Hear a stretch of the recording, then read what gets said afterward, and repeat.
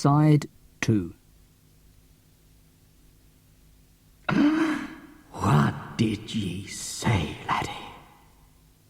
M.F.C. Ye know about the terrible creature. Oh, laddie, do you know where it be? Tell me where to find it, I beg of ye. No, I don't know. I just saw them letters, written above me bed.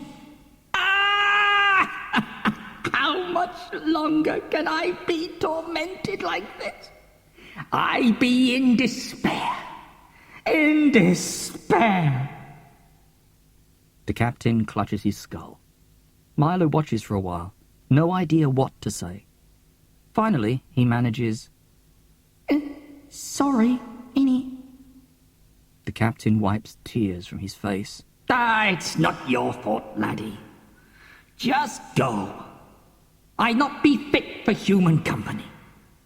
But I want to know about MFC, the creature. Nay. I don't want to be polluting ye innocent ears. I ain't innocent. Ye look it to me, laddie. I ain't. Milo takes his straw hat off. Look at me Mohican. The captain's eyes grow wide. Nay, it cannot be possible. Me haircut don't look that bad, eh? Is it ye, laddie? The captain grabs Milo's hand. Are ye the promised one? I don't think so, innit? Tell me your age, laddie, quick, your age, quick. I'm 13. Aye, ye are the fulfillment of an ancient prophecy. The captain rushes to his chest. It's like a pirate treasure chest, and he takes out a small black box. From the box, he removes a sheet of paper and hands it to Milo. Read this, laddie. Where land doth end and sea doth rage, be one whose age is 5 and 8, with a hat disguising, a head surprising, this promised one will the heart locate. That prophecy is part of my search, laddie, for the accursed creature. And look, it tells me to go where land doth end. And what's this place called, laddie? Come on. It's called Land's End, isn't it? Aye, Land's End indeed. And here it says I'll meet someone whose age be 5 and 8. How old be ye, laddie? I told you, I'm 13, innit? Aye, you see? So it must be ye, laddie. Ye are the promised one. So tell me, how can I locate the heart? I don't know, Captain. I never heard of this floating island of whatever it is. Listen to me, laddie. A promised one don't always know they're the promised one. It'd be like the legend of King Arthur. Oh, like the painting in me room. Aye, laddie. King Arthur didn't know he was destined to be the King of England. So ye could be the promised one. Without me knowing I could be the promised one. Oh, wow, Cap. That's exciting. What we got to do, innit? I don't rightly know, laddie. All I know is that in ye skull here could be the precious knowledge I be needing for me to find the floating island of heart. It's just, how to get it out. I could tell you things, innit? About what, laddie? About me. If I know something without knowing it, well, I've just got to talk about me, innit? I'm not sure. Oh, please, Captain. It's the only way. Please let me tell you things. Well, laddie, if ye must. Go on. Tell me things about yourself. Me? I'm Marlow Kick, innit? I was born on the 24th of March. Me mum's name is Felicity, or Fliss, yeah, Fliss. We've lived in all sorts of places. Dalston, Hackney. Played indoors most of the time, because Mum said the streets were too rough. Oh, we've lived also in Whitechapel. Mum liked it at first, but one day I came home with my clothes all scuffed up, and Mum said, "Look at you, a typical male. This place is turning you wild, we're going to move again." I tickered, laddie. Ye mum don't care for typical males much. Ah, too right. Mum says men are nasty pieces of work. She won't even let me eat pizza with me fingers. But, laddie, that's just unreasonable. Girls eat pizza with their fingers. Old ladies eat pizza with their fingers. Yeah, I know. But try telling Mum that. But, laddie, have you any idea what made ye mum so... I think it's got something to do with me dad. Mum never talks about him, innit? And even if I hint that I'm wondering about him, she says, wipe him from your mind. And then there's... Aye, laddie, go on. Well, it's just that sometimes her eyes fill up with tears, innit? So I guess... Well, he must have hurt Mum in some way. And I don't want to hurt Mum anymore. So... Well, I don't say. Everyone eats pizza with their fingers, Mum. I just pick up me knife and fork and... I never did anything to upset Mum until... Until, laddie? Well, last year we moved to the Oasis. The Oasis? It's what the flat where we live now is called. Well, it's a hostel. For women who want to get away from men who treat them bad, you know? It's on an estate called Ocean in Bethnal Green. It's a house of mums and daughters, innit? And be you the only boy, laddie? Yeah. Oh, any clues yet, Captain? Nay, not yet. But tell me about ye life in this Oasis place. There might be some clue to be found there. Well, I used to help Mum get breakfast ready. I like Cocoa Pops. Any clues yet? Nay, laddie. Well, Sarah and Jackie, they're the two younger girls that live with us. They like peanut butter and jam on toast for breakfast. Ugh. Oh, any clues yet? Nay, laddie, carry on. Well, I go to Oakland School. So does Trixie. My favourite subjects are sport and... Hey, wait, laddie. Who's this Trixie? Oh, she's the other girl that lives with us. She's 2 years older than me and a total waste of space. And... No, wait, laddie. Tell me more about Trixie. Well, Trixie's got all this curly hair, and she's always flicking it and giggling, and... Oh, I don't want to talk about her, Captain. You sure you're not being a bit unfair to the lassie? Shut it, Captain! I don't want to talk about Trixie. You hear? I don't want to hear her stupid name mentioned ever again, innit? Why, laddie, that be a mighty ferocious temper ye have there.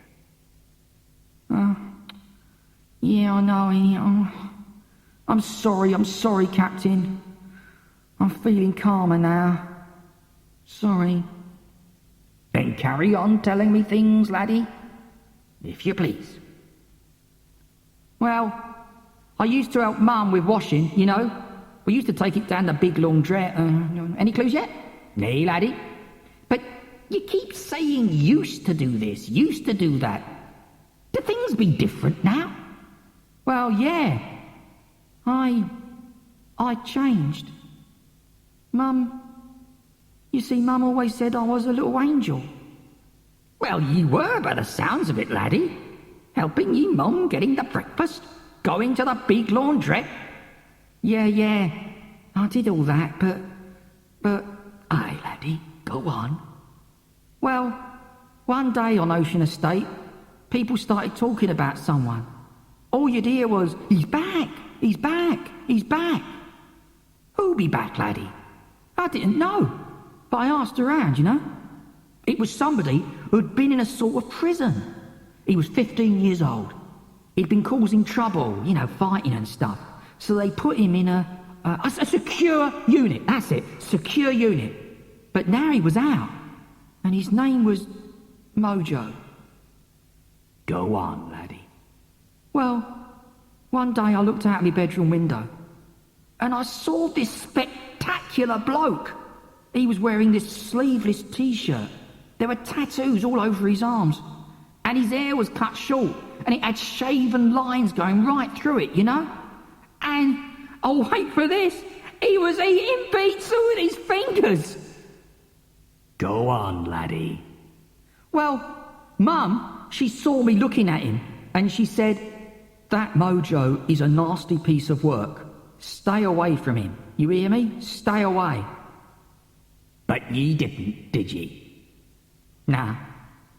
Tell me what happened, laddie. It don't matter. It does, laddie. I don't want to talk about it, Cap. But, laddie, it might hold a clue.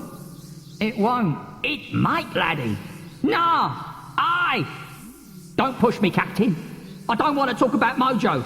You hear?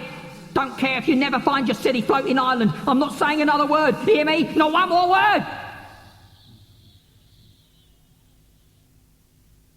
For a few minutes, the captain and Milo sit in silence.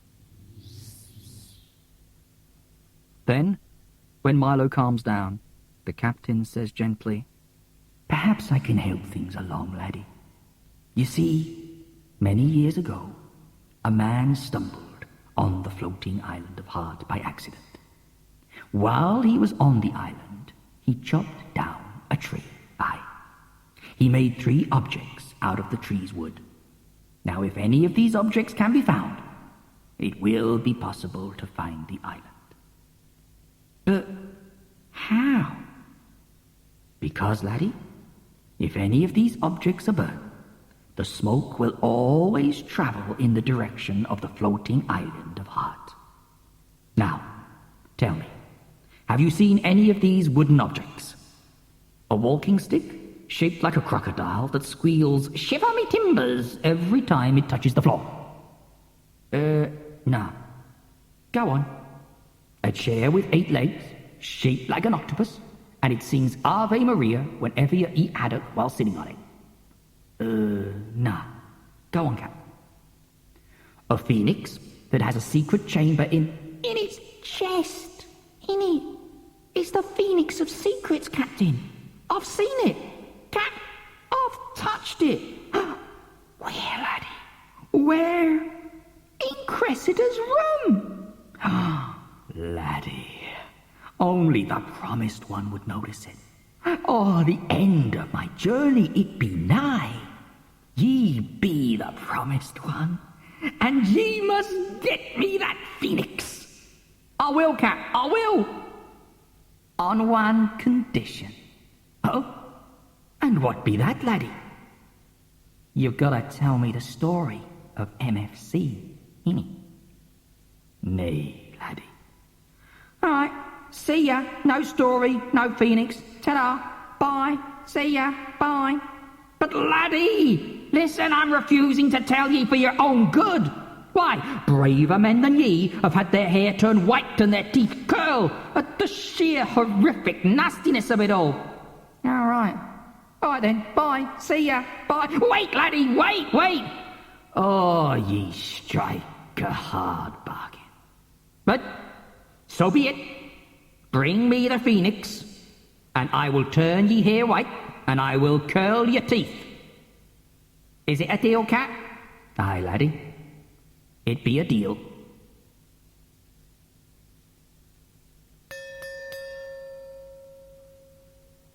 Just in time, Milo kick. What? It's lunch, innit? Yours is on the table. Here. This must be Cressida's tray. I'll take it up. I gotta get the Phoenix and take it to the captain so he can tell me all about MFC. Milo kick. Is my company so offensive you can't even face eating chowder with me? Oh, I'm sorry, Dee. Really? I'm being rude, innit? Look, I'll sit down and eat with you here. It's nice. What is it? It is chowder, I've told you. spectacular. Yum. So, what'd you get up to this morning then, Dee? Oh, housework, then cooking, keeping my eyes open for that weirdy-beardy of a captain. You didn't see any sign of him on the beach, did you? No. Oh, I'm full up now, all finished. Can I take the tray up now to Cressida, please? Oh, if you must, Milo Kick.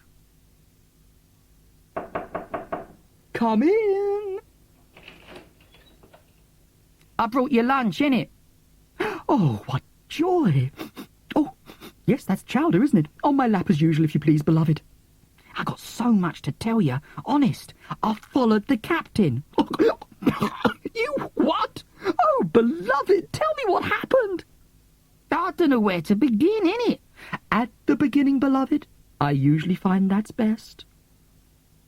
Milo tells the whole story to Cressida. He doesn't miss anything out. Cressida hangs on every word, captivated. At the end of the story, Milo grabs the wooden phoenix and cries, "And that's why he needs this!" Beloved. Oh, what a story! But tell me, we still don't know what MFC is, do we? No, but we will know. He'll tell me the story, and I'll give him the phoenix, and he'll burn it, and... Burn? Oh, yeah, he's got to burn it. You see, the smoke, it'll travel in the direction of the floating island of Heart. But, oh, beloved, you know how special the phoenix is to me. It's a gift from your mum. Cressida snatches the phoenix from Milo and clutches it to her chest. Didn't my story of your mum mean anything to you at all? Yeah, but your mum gave me this phoenix and wrote me a letter. The letter. I wanted you to read it earlier, remember? But now, well, I suppose now the captain's story has taken over your brain and you're not interested in your mum's story at all? Nah, I want to read it. Let me find it. It's in here, isn't it? Yeah, here it is. It's on lavender paper. Please let me read it. Well, oh, pretty please. Very well, beloved. And if, well, after reading it, you still think the phoenix should be sacrificed, then I will be guided by you. Deal? Deal, innit? My dearest Cressy, sorry it's taken me so long to write. I could have phoned, but I was afraid that if I heard your voice, I might start crying and never stop. The day Dad and me left you at Avalon Rise was the saddest day of my life. We nearly missed the train because Dad had to stop to get a bottle of whiskey. By the time the ticket collector came round, Dad was sprawled across 2 seats and he was snoring. And oh, I felt so ashamed, Cressy. I wanted to jump off the train and run all the way back to you. We arrived in Manchester early the next morning. I said to Dad, I don't mind helping you, but I am not your servant, Dad. And what's more, I am not going to sleep in the bathtub. Oh, you should have seen Dad's face, Cressy. That night, I helped Dad with his lines for the pantomime. I quite enjoyed that. But everything else, like cleaning his shoes and ironing his clothes, he had to do it himself. The next day, Dad took me to the Royal Exchange Theatre. Oh, it's very big and grand. Gold cherubs on the ceiling. I sat while Dad rehearsed and drew in my sketchbook. And then the wardrobe mistress, her name's Mrs. Lindy, saw my drawings and said, "Why, what an artistic little girl you are. You can help me with the costumes if you'll find that interesting." Interesting? Imagine this, Cressy. Me, surrounded by costumes for rabbits and deers. Oh, and then the witch from the stage show walked in. She's like something out of an old Hollywood movie, wearing a long black dress covered in sequins. The witch also had a mass of auburn hair, long eyelashes, bright red lips, and a moustache. Moustache, innit? It's a pantomime tradition, beloved. Some of the female parts, like the ugly sisters, are played by men. The actor playing the witch in this particular pantomime is called Valentino True. Now, carry on reading, beloved. I liked Valentino True instantly. He's a bit older than my dad and loves Shakespeare. Anyway, Valentino and Dad became friends. Before long, they decided to form a double act. Kick and True. Oh, poor Valentino. He doesn't know what he's got himself into. But now for the good news. Kick and True have already got their summer season booked, and guess where? The pier near you. Oh, I was so thrilled when I heard. So was Dad, because, well, you can guess what he said. Ask that friend of yours if we can have a room for nothing again. Tell her you'll work like you worked last year. Oh, Cressy, I feel terrible asking, and I know there'll be 3 of us this time, but I will work for you. Honest. I'll do any job you want. Please say yes, Cressy. I love you. Your Fliss. P.S. I saw this wooden phoenix in the shop window. The shopkeeper told me it's a symbol of being born again. And I thought, if I stay at Avalon Rise, that's what will happen to our friendship. P.P.S. Don't worry about how much it cost. Mrs. Lindy gave me pocket money for helping. Now, beloved, now you've read that letter from your mum, you must tell me, knowing what this phoenix means to me, is it still worth burning to help the captain? Is it? Is it? The captain, he needs it to burn so he can find the creature, but Cressy will be upset if he burns it because it's a gift. Oh, but it's the captain's only chance. I'm his promised one. I've got no choice. I've got to. Yeah. It's worth it. So be it.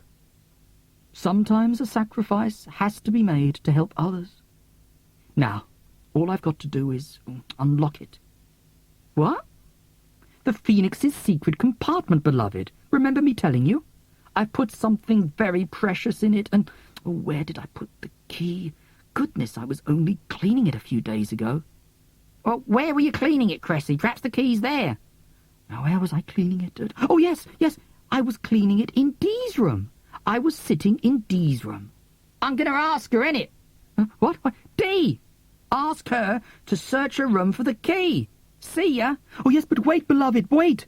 Make sure you don't tell Dee the key is to help the captain. You know what she thinks of him. Let that be our secret. This is my room here, Milo Kick. Please do not touch anything once we go inside. All right, whatever. In you go, Milo Kick. In you go. Test tubes, innit? Charts on walls, innit? Microscopes, innit? It's a laboratory, innit? It is. Most of this equipment belonged to the professor, Dee informs him, looking under the bed for the missing key. That's what I called my male parent, the professor. He was a scientist. Do you want to know why the professor called me DD6? Yeah, because after I was born, I was put in Cot D, Ward D on the 6th floor of the hospital, hence DD6. Better than calling me Kylie or Brittany. The professor called my brother JD6 because, well, bed J, obviously. Is your bruv older or younger? He is 7 seconds older. My brother and I are twins. My female parent did not survive our birth. My childhood was full of endless eurekas. That's what scientists strive when they discover something. Move your feet. Oh, yeah, sorry. The professor was writing a book. It was called A Manual for a Factual Understanding of Life Without Resorting to the Silliness of Froth. We travelled the country collecting data and carrying out experiments in the lab-mobile. What's the lab-mobile, Dee? The lab-mobile is a caravan that the professor had turned into a mobile laboratory. JD6 and I used to sleep in bunk beds, cook our food in a Bunsen burner flame, and drink from test tubes. There's a photo of us on the wall. See? A man. He's wearing a white coat like a doctor.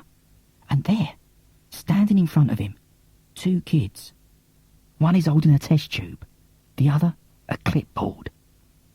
The young male of the species holding the test tube, there, see, that is my brother, JD6.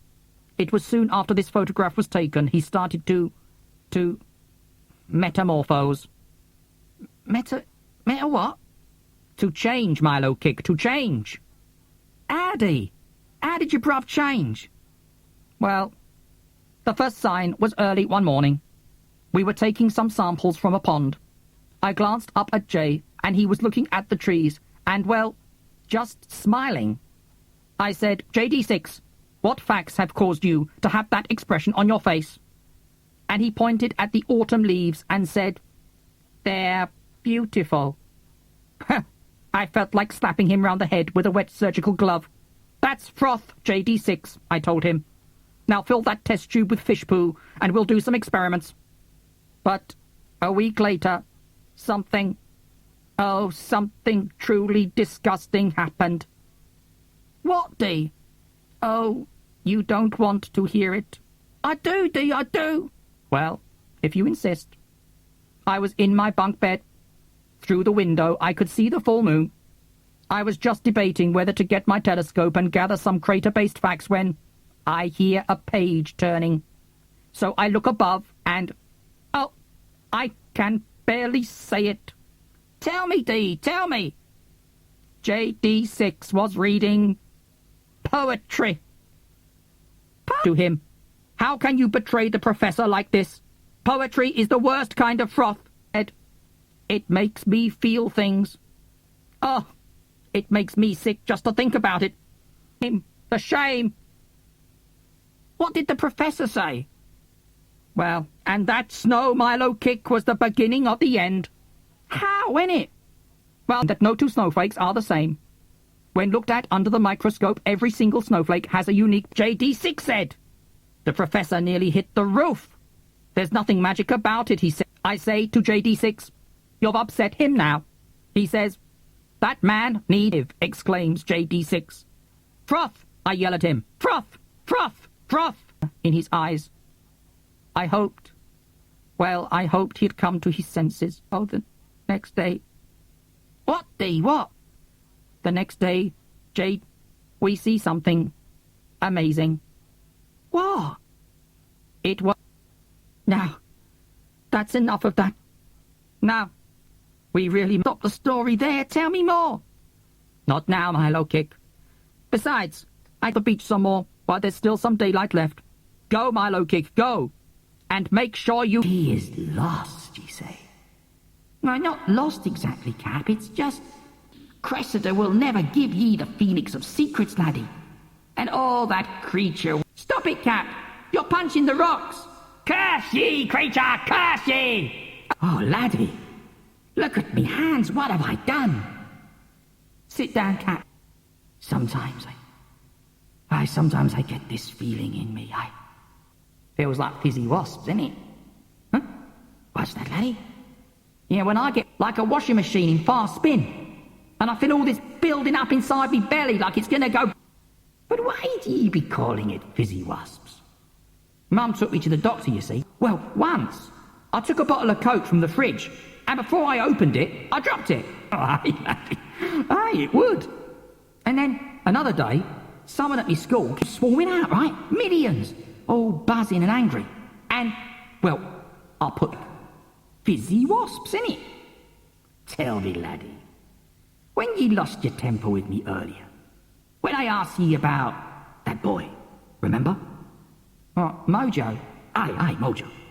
And that girl, Trixie.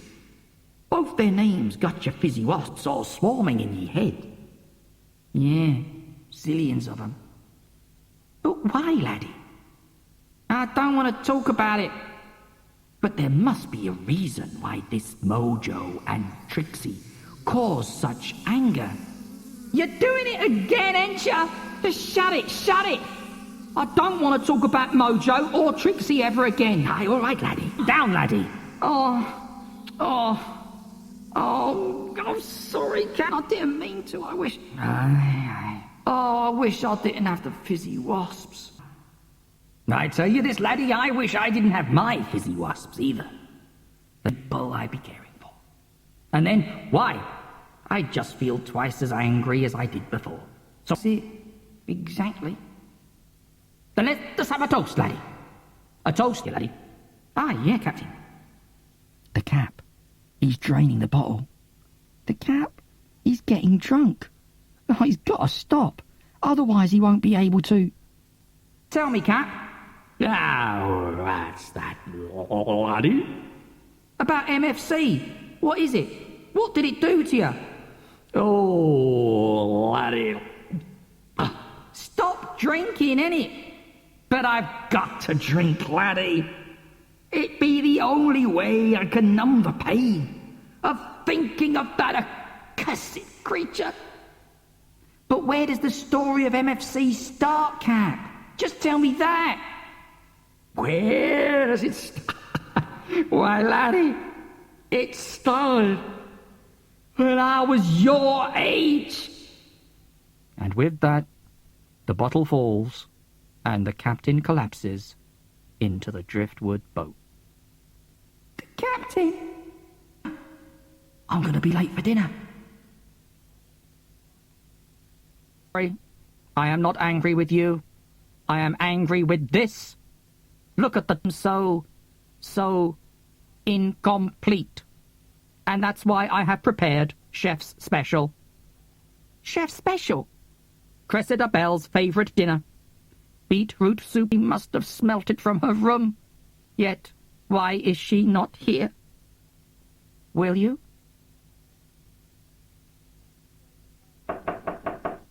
Enter, beloved. Watcha, Cressy. I was just wondering if... Oh! What's that pong in it? It's rose water. I always dab this on my pulse points when I'm feeling a bit, well... Can't smell the dinner, innit? Oh, nothing brings back memories like smells, you know. And do you know what this particular... Aye. Because we made it. You made it.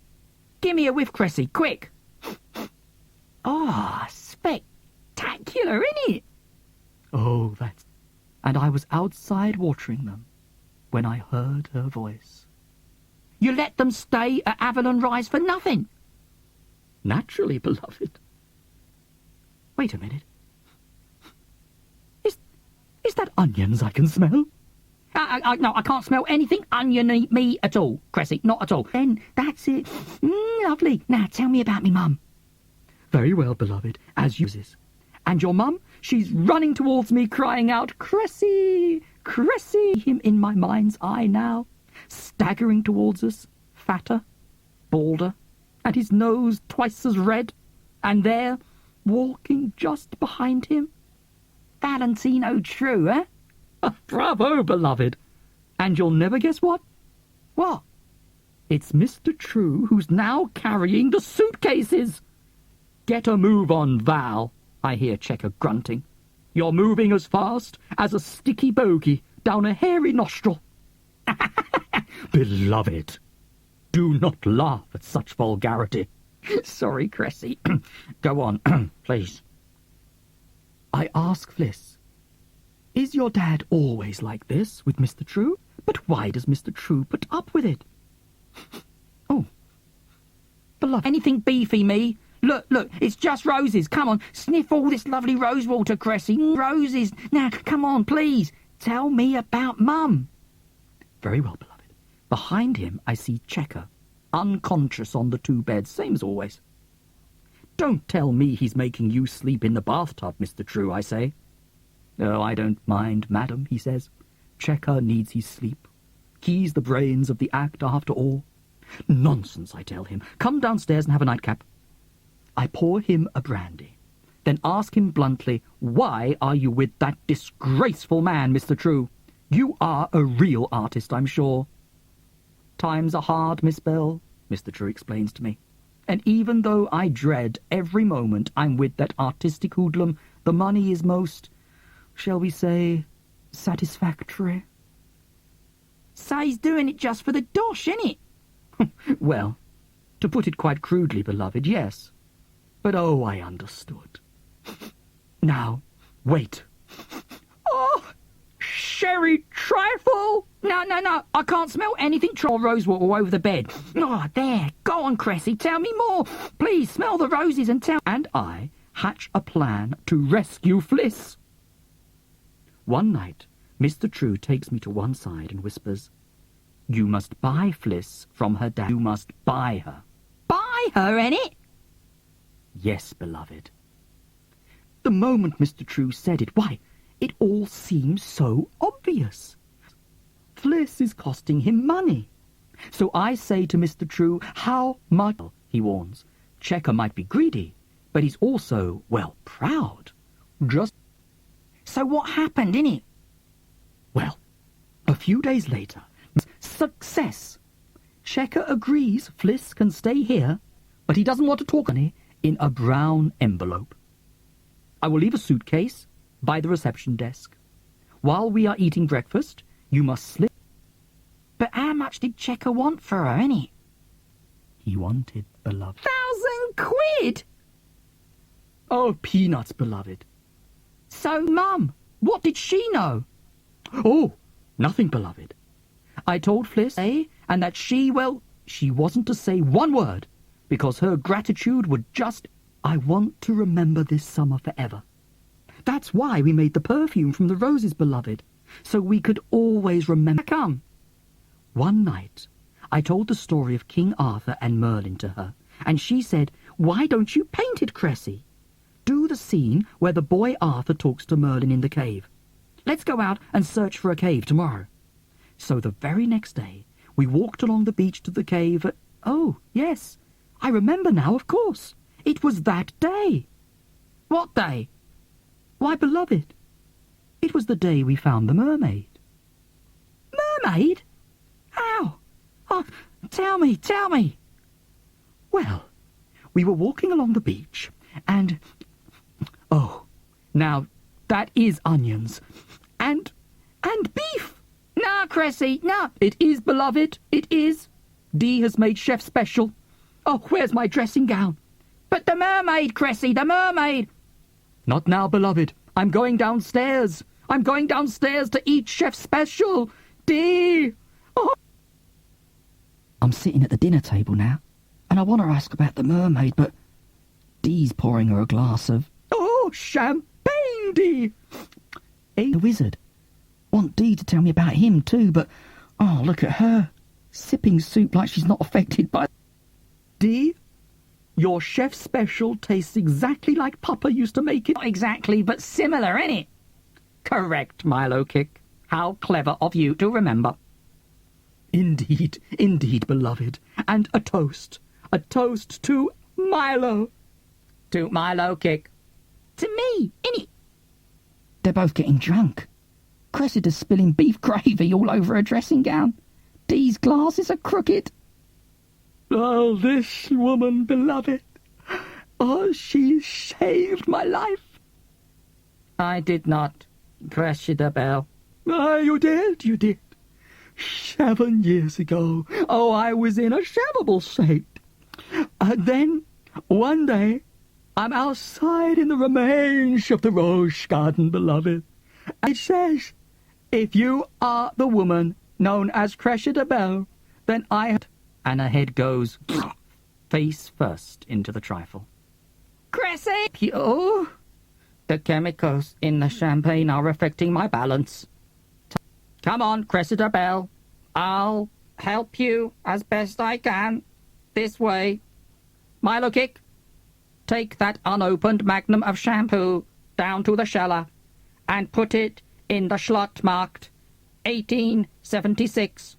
Will you do that for me? Yeah, okay. Just you two get to bed, innit? The cellar is cool and damp. Milo searches for the slot with the correct date. 1874, innit? 1875, innit? 1876, innit? Ah, here it is. Put the bottle in and... Ah, what's this? Look, something scratched into the wall. It's a heart. And in the heart it says something. What's it say? It says, Fliss and Griff for Griff. They're both in the heart. Love. It means flew. Oh, who's Griff? When was this scratched into the cellar wall? It's about the mermaid on the beach, the wizard in the forest. What is MFC? Can't be now. It'll have to be... it'll have to be tomorrow.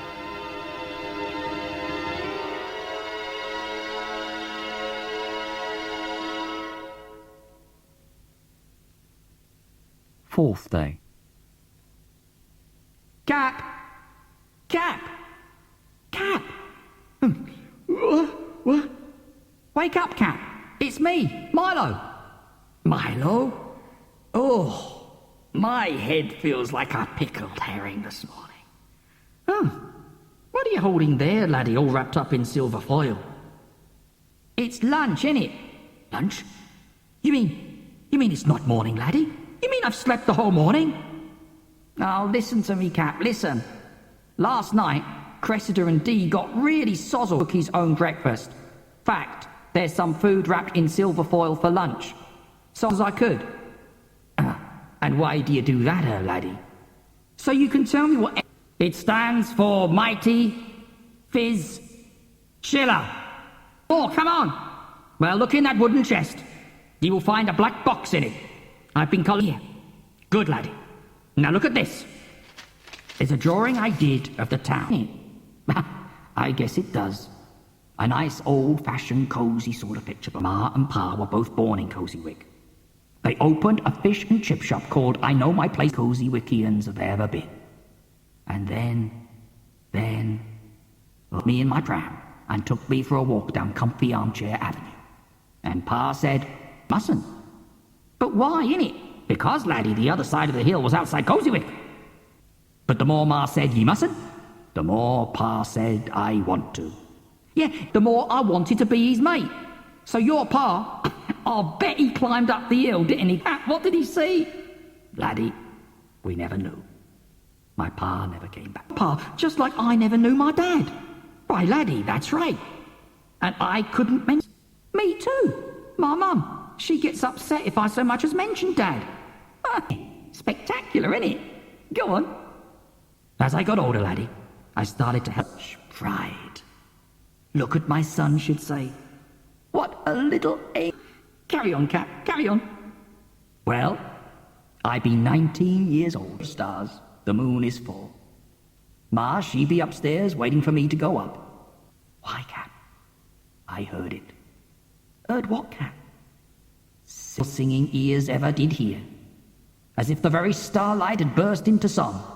Yeah, and love me, aye. And I knew that I was beginning to feel like something was missing, yeah. I heard that voice. You knew it was it, yeah? Aye. So the singing never got any closer. And, oh, what agonies I was in to be part of my life. Oh, Captain, I know how you feel. Mojo, yeah. I wanted to be his mate so much. On you.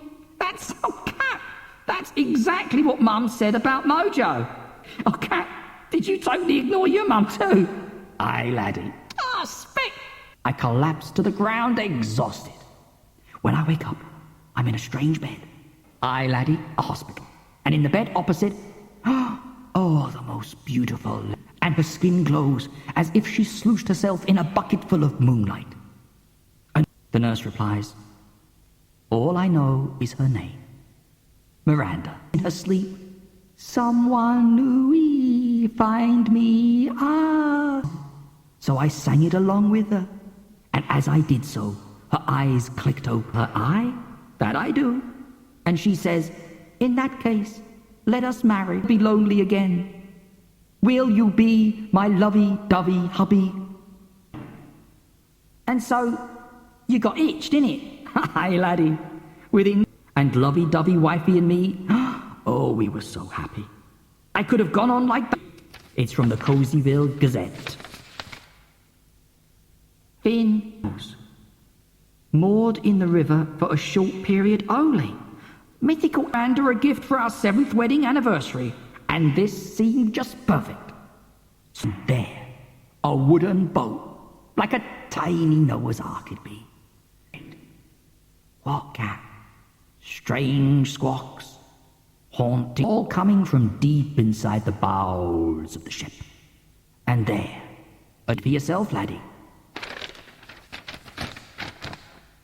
Warning, turn your hair white. Oh, it's spooky, innit? Spooky, will I go in, or should I stay outside? Tell me. Oh, Yeah. What happens, Cat? The door, it opens. Yeah, but his face is nothing but a mask of wrinkles. And he's wearing a long black coat. Oh, spectacular! The old man says, My name is Mr. Chimera. I do, laddie.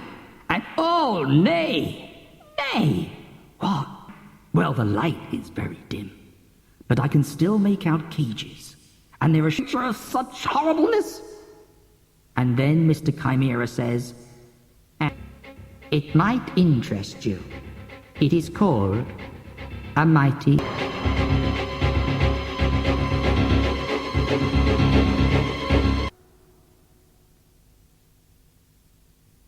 End of side 2.